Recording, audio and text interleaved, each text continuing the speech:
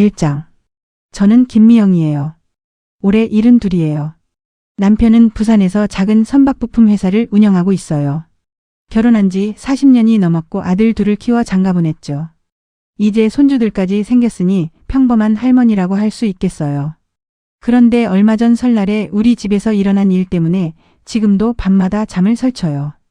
두 며느리가 차례상 앞에서 머리채를 잡고 싸우거든요.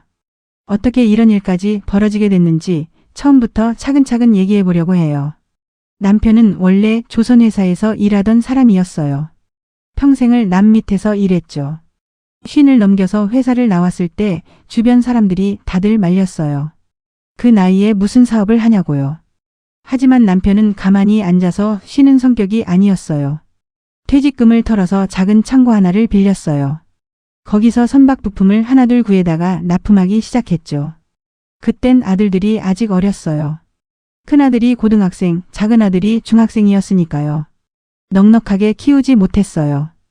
등록금 걱정에 학원비 걱정까지 그건 늘 제 몫이었어요. 저도 식당에서 설거지 아르바이트를 했어요.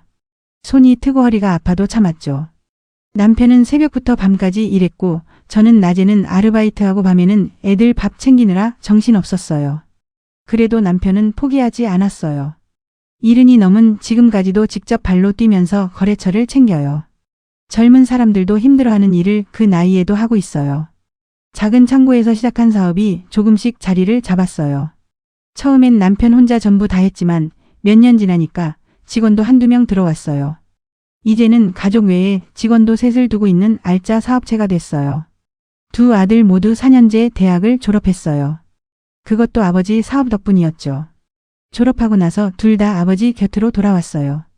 큰아들은 영업을, 작은아들은 관리 쪽 일을 맡았어요. 가족끼리 힘을 합쳐서 일하니까 서로 믿을 수 있고 좋았어요. 그렇게 몇 년을 달려왔죠. 그런데 작년 가을이었어요. 저녁 식사를 하다가 남편이 갑자기 숟가락을 내려놓더니 말했어요. 이제 현업은 좀 쉬어야겠다고요. 나이도 있고 몸도 예전 같지 않다면서요. 그 말을 듣는 순간 제 가슴이 철렁 내려앉았어요. 이제 시작이구나 싶었거든요. 사업을 누구한테 넘길 것인지 그 얘기가 나올 거라는 걸 알았어요. 2장. 남편이 그렇게 말한 뒤로 며칠이 지났어요. 저는 그동안 계속 생각했어요. 언젠가는 해야 할 얘기였지만 막상 입 밖으로 꺼내려니 조심스러웠거든요. 두 아들한테 사업을 넘기는 건 당연한 일이었어요. 그런데 문제는 그 다음이었죠. 누가 대표를 맡을 것인지 어떻게 나눌 것인지 그런 게 분명해지면 집안 분위기가 달라질 거라는 걸 알았어요. 사실 두 며느리는 원래부터 성격이 많이 달랐어요. 큰 며느리는 초등학교 교사예요. 말투는 무뚝뚝한 편이지만 책임감 하나만큼은 확실해요. 워킹맘이라 시댁에 자주는 못 와요. 그래도 올 때마다 남편 뒷바라지는 확실히 하고 손주들도 잘 챙겼어요. 아이들 숙제며 준비물이며 하나도 빠뜨리는 법이 없었죠. 표정은 늘 굳어 있었지만 하는 일은 믿을 수 있는 사람이었어요. 작은 며느리는 반대였어요. 싹싹한 성격의 전엄맘이다 보니 시댁에 자주 찾아왔어요. 아무래도 큰 며느리보다는 시간 여유가 있었으니까요. 제 생일 같은 것도 먼저 챙겨주고 남편 건강은 어떤지 물어보고 손주들 데리고 올 때마다 웃으면서 이것저것 떠들었죠. 겉으로 보기엔 참 착한 며느리였어요. 하지만 저는 알았어요. 이 애한테는 여우 같은 면이 있다는 걸요. 눈치가 빠르고 계산도 빨랐어요. 나쁜 건 아니에요. 그냥 그런 성격인 거죠. 저는 평소에도 두 며느리를 지켜보면서 생각했어요. 각자 나름대로 장단점이 있다고요. 큰 며느리는 성실하지만 융통성이 부족했고 작은 며느리는 영리하지만 가끔 진심이 안 보일 때가 있었어요. 그래도 둘 다 나쁜 사람은 아니었어요. 그저 다를 뿐이었죠. 그런데 이번 사업 얘기가 나오면서 그 다름이 문제가 될 것 같았어요. 주말이었어요. 온 가족이 모여서 저녁을 먹기로 했어요. 큰아들 내외와 작은아들 내외 그리고 손주들까지 다 왔죠. 아이들은 거실에서 놀게 하고 어른들끼리 식탁에 둘러앉았어요. 밥을 먹다가 남편이 먼저 입을 열었어요. 이제 현업에서 물러나고 싶다고 나이도 있고 몸도 예전 같지 않다고 했어요. 아들들은 고개를 끄덕이면서 아버지 말씀을 들었어요. 그때 제가 조심스럽게 말을 이었어요. 사업은 두 아들한테 넘길 생각이라고요. 그 순간 식탁의 공기가 미묘하게 바뀌는 게 느껴졌어요.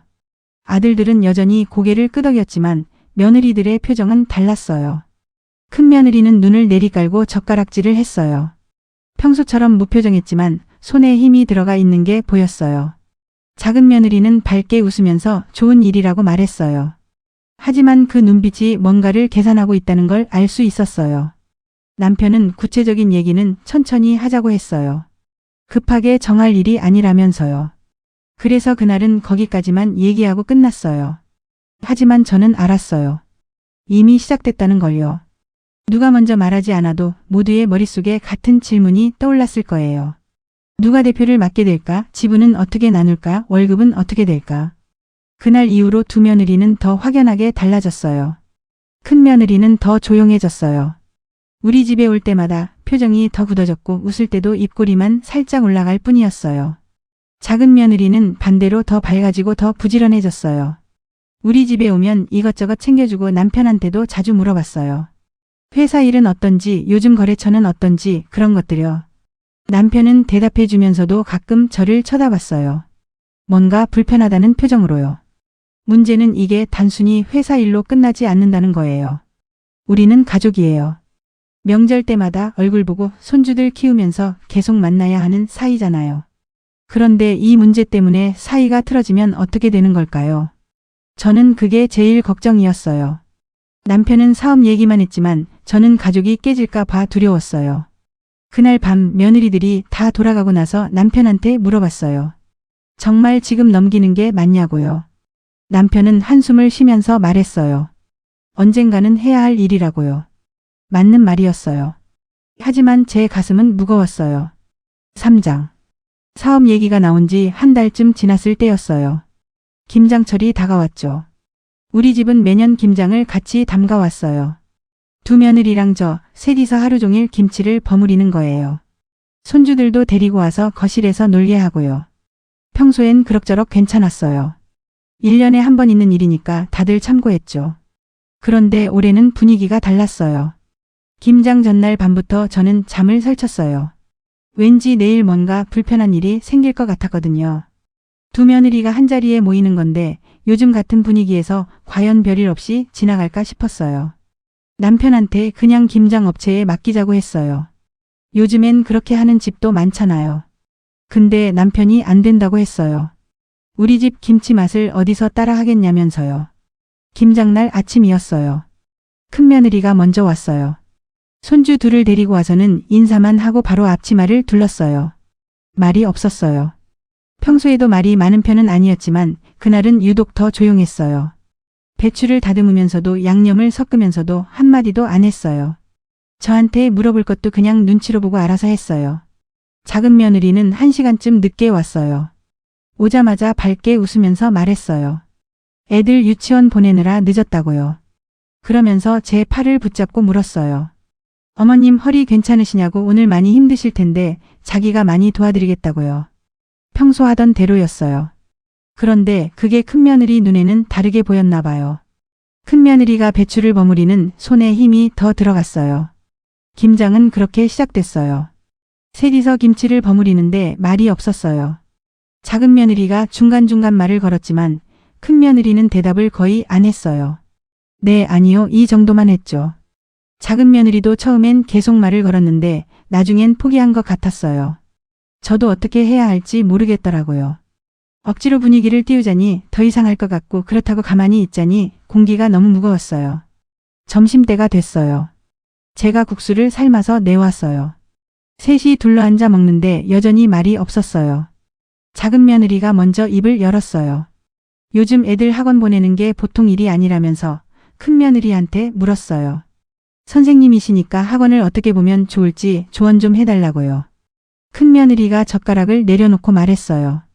학원보다는 집에서 스스로 공부하는 습관을 들이는 게 중요하다고요.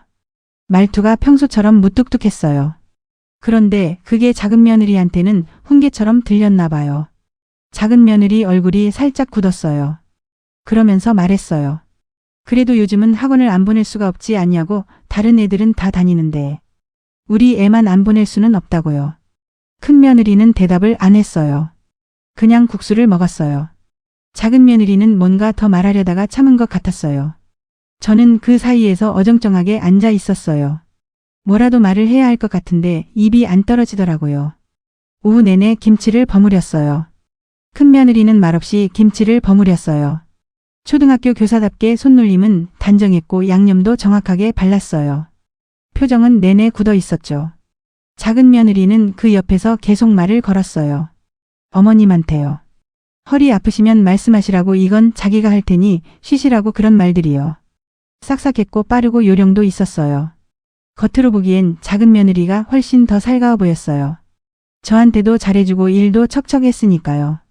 근데 큰 며느리 입장에서는 그게 다 가식으로 보였을 거예요. 시어머니한테 잘 보이려고 꾸미는 것처럼요. 저는 그 둘 사이에 끼어서 눈치만 봤어요. 김치통이 거의 다 찼을 때였어요. 작은 며느리가 물을 마시다가 아무렇지 않게 물었어요. 그러고 보니 아버님이 쉬시면 대표는 누가 맡게 되는 거냐고요. 그 순간 큰 며느리의 손이 딱 멈췄어요. 김치를 버무리던 손을 그대로 멈추고 작은 며느리를 쳐다봤어요. 저는 얼른 웃으면서 넘겼어요. 그런 건 나중에 얘기하자고요. 아직 정한 것도 없다고요. 작은 며느리는 그냥 궁금해서 물어본 거라며 웃었어요. 하지만 그 말 한마디로 분위기는 완전히 얼어붙었어요. 그날 김장은 그렇게 끝났어요. 사장. 김장이 끝나고 며느리들이 돌아간 뒤에도 그 말이 계속 머릿속에 맴돌았어요. 대표는 누가 맡게 되냐는 작은 며느리의 질문이요. 겉으로는 그냥 궁금해서 물어본 것처럼 말했지만 저는 알았어요. 그게 단순한 호기심이 아니라는 걸요. 저울질하는 거였어요. 자기 남편이 대표를 할 수 있을지 아니면 큰아들한테 넘어갈지를요. 그날 저녁에 남편한테 물어봤어요. 대표는 정말 누가 맡을 생각이냐고요. 남편은 한참을 생각하더니 말했어요.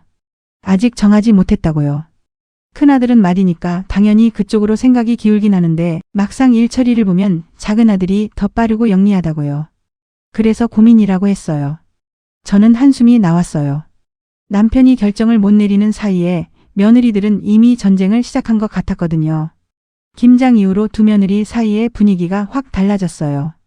예전엔 그래도 얼굴 보면 인사하고 손주들 얘기라도 나누고 그랬는데 이젠 그것조차 어색해졌어요. 큰 며느리는 우리 집에 올 때 작은 며느리가 있는지부터 물어봤어요. 있으면 일부러 시간을 피해서 오려고 했죠. 작은 며느리는 반대로 더 자주 왔어요. 일주일에 한 번은 꼭 들렀어요. 남편 건강 챙긴다며 과일도 사오고 반찬도 만들어 왔어요. 어느 날이었어요. 작은 며느리가 또 들렀어요. 남편이 마침 집에 있었어요. 작은 며느리가 거실에 앉아서 회사 얘기를 꺼냈어요. 요즘 거래처는 어떤지, 매출은 괜찮은지 그런 걸 물었어요. 남편이 대충 대답해줬죠. 그러다가 작은 며느리가 슬쩍 말했어요.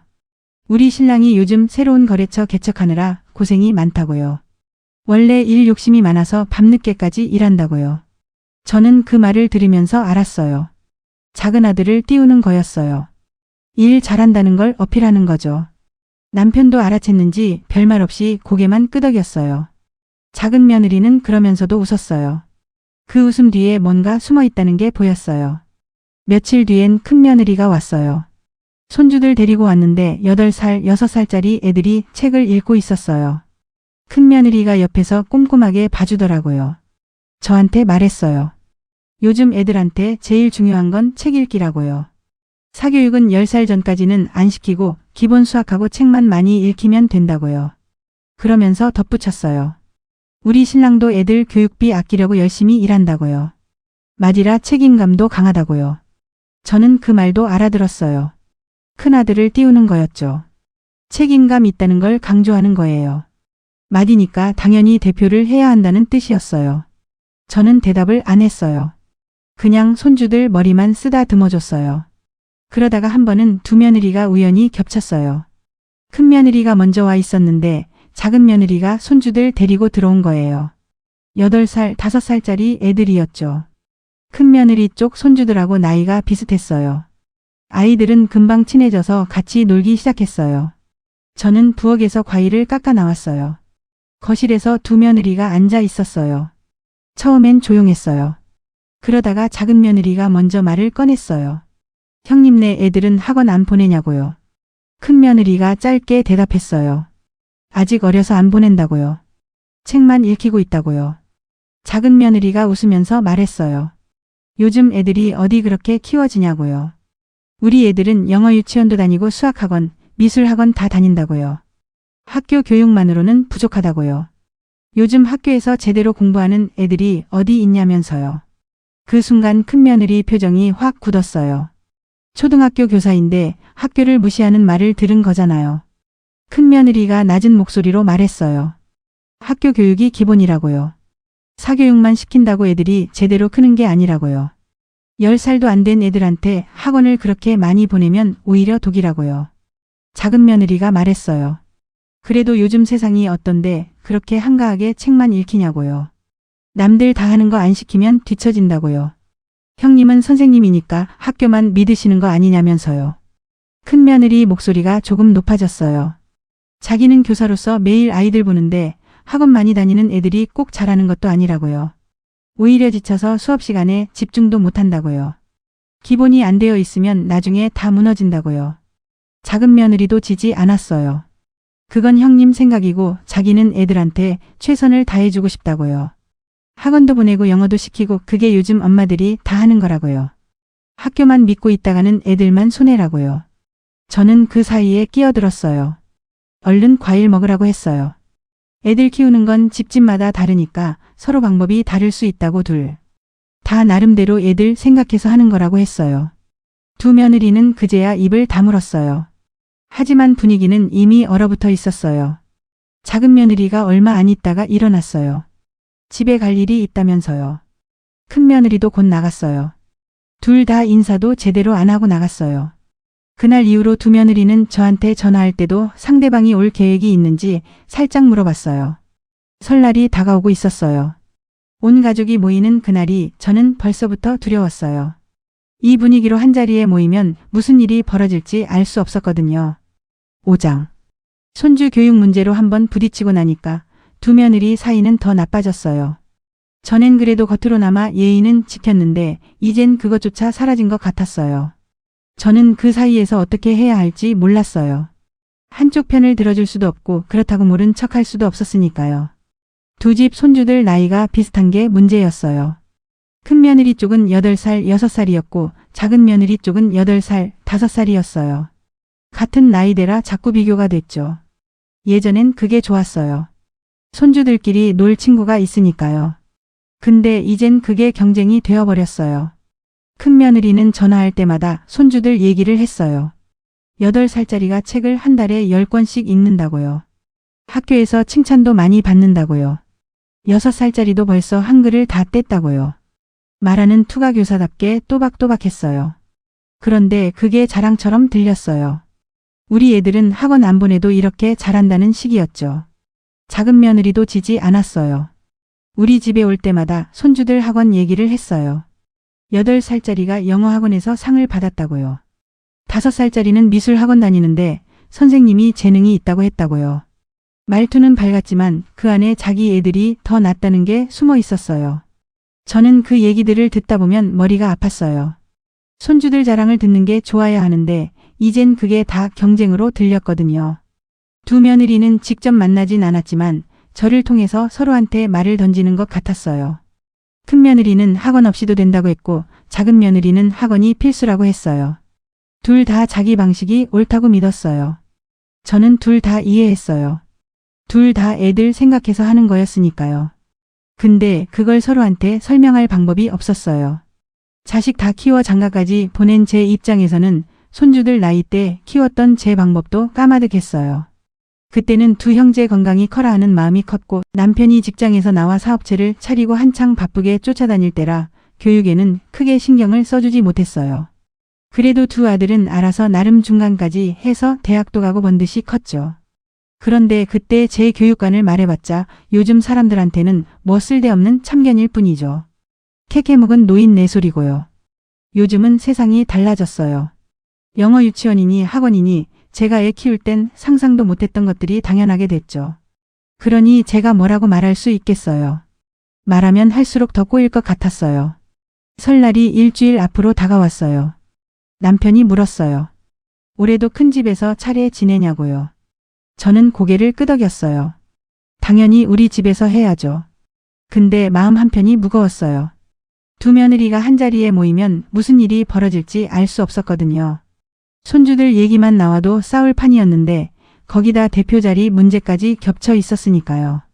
저는 밤마다 잠을 설쳤어요. 6장. 설날 아침이 밝았어요. 저는 새벽부터 일어나서 차례상을 준비했어요. 남편은 거실에서 상을 펴고 저는 부엌에서 음식을 챙겼죠. 손이 떨렸어요. 음식 준비가 힘들어서가 아니었어요. 오늘 두 며느리가 한자리에 모인다는 게 두려웠거든요. 아침 일찍 큰아들 가족이 먼저 왔어요. 큰며느리는 손주들 손잡고 들어오면서 인사를 했어요. 새해 복 많이 받으시라고요. 표정은 여전히 굳어 있었어요. 손주들이 절을 하고 저는 세뱃돈을 줬어요. 큰며느리는 부엌으로 가서 앞치마를 둘렀어요. 말없이 음식을 나르기 시작했죠. 조금 뒤에 작은아들 가족이 왔어요. 작은 며느리는 밝게 웃으면서 들어왔어요. 손주들도 씩씩하게 인사를 했고요. 저는 이 애들한테도 세뱃돈을 줬어요. 작은 며느리가 부엌으로 왔는데 큰 며느리가 이미 거기 있었어요. 두 사람이 눈이 마주쳤지만 인사는 짧았어요. 언니, 동생 이 정도만 주고받았죠. 차례를 지냈어요. 남편이 술을 따르고 절을 하고 그렇게 의식을 치렀어요. 손주들은 잘 모르면서도 어른들 따라 고개를 숙였어요. 차례가 끝나고 음식을 상에 다시 차렸어요. 온 가족이 둘러앉아서 먹기 시작했죠. 처음엔 조용했어요. 남편이 아들들한테 회사 일을 물었어요. 요즘 거래처는 어떤지, 일은 잘 풀리는지 그런 얘기들이요. 큰아들이 대답하고 작은아들도 대답했어요. 며느리들은 밥만 먹었어요. 손주들은 자기들끼리 제잘거렸고요. 그러다가 큰며느리가 말을 꺼냈어요. 손주들 얘기였어요. 8살짜리가 요즘 책을 많이 읽는다고요. 학교에서도 발표를 잘한다고 선생님이 칭찬했다고요. 자기는 워킹맘이라 바빠도 애들 교육만큼은 놓치지 않으려고 노력한다고 했어요. 기본이 중요하다면서요. 작은 며느리가 젓가락질을 멈췄어요. 얼굴에 미소는 있었지만 눈빛이 달라졌어요. 그리고 말했어요. 자기네 8살짜리도 요즘 영어를 잘한다고요. 학원에서 레벨 테스트를 봤는데 높은 반으로 올라갔다고요. 5살짜리도 미술에 재능이 있어서 학원 선생님이 계속 시키라고 했다고요. 큰 며느리가 물었어요. 학원을 몇 개나 보내냐고요. 목소리는 평소처럼 무뚝뚝했지만 뭔가 따지는 느낌이 있었어요. 작은 며느리가 대답했어요. 영어, 수학, 미술 3개 보낸다고요. 요즘 애들은 그 정도는 기본이라면서요. 큰 며느리가 말했어요. 애들이 너무 어린데 학원을 그렇게 많이 보내면 힘들지 않냐고요. 10살도 안 됐는데 하루 종일 학원 다니면 놀 시간도 없을 거라고요. 자기는 교사라서 아는데 그 나이엔 놀면서 배우는 게 더 중요하다고 했어요. 작은 며느리 얼굴이 굳었어요. 그러면서 말했어요. 형님은 선생님이시니까 그렇게 생각하실 수 있다고요. 하지만 요즘 세상은 학교 교육만으론 부족하다고요. 남들 다 하는 거 안 시키면 뒤처진다면서요. 큰 며느리가 목소리를 조금 높였어요. 학교 교육이 기본이라고요. 사교육만 시킨다고 애들이 제대로 크는 게 아니라고요. 오히려 지쳐서 수업 시간에 집중도 못하는 애들이 많다고 자기가 매일 보고 있다고 했어요. 저는 그 사이에 끼어들었어요. 애들 키우는 방법은 집집마다 다르니까 서로 이해하자고요. 둘 다 나름대로 애들 생각해서 하는 거라고 했어요. 남편도 거들었어요. 밥이나 먹자고요. 명절인데 좋은 얘기만 하자고요. 두 며느리는 입을 다물었어요. 하지만 분위기는 이미 차가워져 있었어요. 밥을 먹는데도 숟가락 부딪히는 소리만 들렸어요. 손주들도 눈치를 챘는지 조용해졌어요. 밥을 다 먹고 설거지를 시작했어요. 큰 며느리가 설거지를 하고 작은 며느리가 그릇을 닦았어요. 저는 음식을 정리했고요. 아무도 말이 없었어요. 그 침묵이 더 무서웠어요. 설거지가 끝났어요. 저는 거실로 나와서 손주들과 함께 TV를 봤어요. 남편이랑 아들들도 옆에 앉아 있었고요. 부엌 쪽에서 두 며느리 목소리가 들리지 않았어요. 조용했어요. 저는 속으로 안도했어요. 다행히 더 이상 싸우지 않는구나 싶었죠. 그런데 그때였어요. 복도 끝에서 방문 닫히는 소리가 들렸어요. 똑 하는 소리였어요. 저는 고개를 돌렸어요. 두 며느리가 안방으로 들어간 거였어요. 둘이서요. 제 가슴이 철렁 내려앉았어요. 저 둘이 방에서 무슨 얘기를 하는 걸까요? 아까 식탁에서 못다 한 말을 계속하는 걸까요? 아니면 대표 자리 얘기라도 꺼내는 걸까요? 저는 TV를 보는 척했지만 귀는 복도 쪽으로 가 있었어요. 남편도 눈치를 챘는지 저를 쳐다봤어요. 저는 고개를 저었어요. 가만히 있자는 뜻이었어요. 아들들은 TV만 보고 있었어요. 아무것도 모르는 것 같았죠. 방 안에서는 소리가 들리지 않았어요. 조용했어요. 너무 조용해서 더 불안했어요. 큰 소리라도 나면 달려가서 말릴 텐데 이렇게 조용하니 어찌할 도리가 없었어요. 저는 손주들 옆에 앉아서 TV를 보는 척하면서 계속 귀를 기울였어요. 무슨 일이 벌어지는지 알 수가 없었어요. 7장. 얼마나 지났을까요? 5분쯤 됐을 거예요. 방 안에서는 여전히 아무 소리도 들리지 않았어요. 저는 TV 화면을 보고 있었지만 무슨 내용인지 하나도 들어오지 않았어요. 손주들은 킥킥거리며 웃고 있었고 남편은 눈을 감고 있었어요. 아들들은 휴대폰만 보고 있었죠. 그때였어요. 방 안에서 목소리가 들렸어요. 작은 며느리 목소리였어요. 높지는 않았지만 날카로웠어요. 뭐라고 하는지 정확히는 안 들렸지만 화가 난 게 분명했어요. 이어서 큰 며느리 목소리도 들렸어요. 낮고 차가운 목소리였죠. 저는 자리에서 일어났어요. 남편이 제 팔을 잡았어요. 가만히 있으라는 뜻이었죠. 하지만 저는 뿌리쳤어요. 며느리들끼리 싸우게 둘 수는 없었어요. 복도로 나가려는데 방문이 벌컥 열렸어요. 작은 며느리가 나왔어요. 얼굴이 새빨갛게 달아올라 있었어요. 큰 며느리도 뒤따라 나왔어요. 입술을 꽉 깨물고 있었죠. 두 사람은 거실로 들어왔어요. 아들들이 벌떡 일어났어요. 손주들도 뭔가 이상하다는 걸 느꼈는지 TV를 보다 말고 엄마들을 쳐다봤어요. 작은 며느리가 먼저 말했어요. 언니가 자기를 무시한다고요. 맨날 선생이라고 잘난 척한다고요. 학교 교육이 뭐가 그렇게 대단하냐고요. 목소리가 떨렸어요. 화가 난 게 아니라 억울해서 그러는 것 같았어요. 큰 며느리가 차갑게 대답했어요. 자기는 무시한 적 없다고요. 그냥 사실을 말한 것뿐이라고요. 사교육만 시킨다고 애들이 제대로 크는 게 아니라고 그건 교사로서 당연히 해줄 수 있는 조언이라고요. 작은 며느리가 혼잣말처럼 중얼거렸어요. 하지만 그건 혼잣말이 아니었어요. 거실에 있는 모든 사람이 다 들을 수 있는 크기였거든요. 여기가 학교인 줄 아냐고요. 선생 유세 대단하다고요. 요즘 선생이 뭐가 그리 대단하냐고요. 그 말은 정말 심했어요. 아무리 화가 나도 해서는 안 될 말이었죠. 큰 며느리가 평생 교사로 살아온 걸 모욕하는 거였으니까요. 저는 입을 열려고 했어요. 뭐라도 말려야 했는데요. 그런데 그보다 큰 며느리가 더 빨랐어요. 손이 번쩍 올라갔어요. 그리고 찰싹. 소리가 거실에 울렸어요.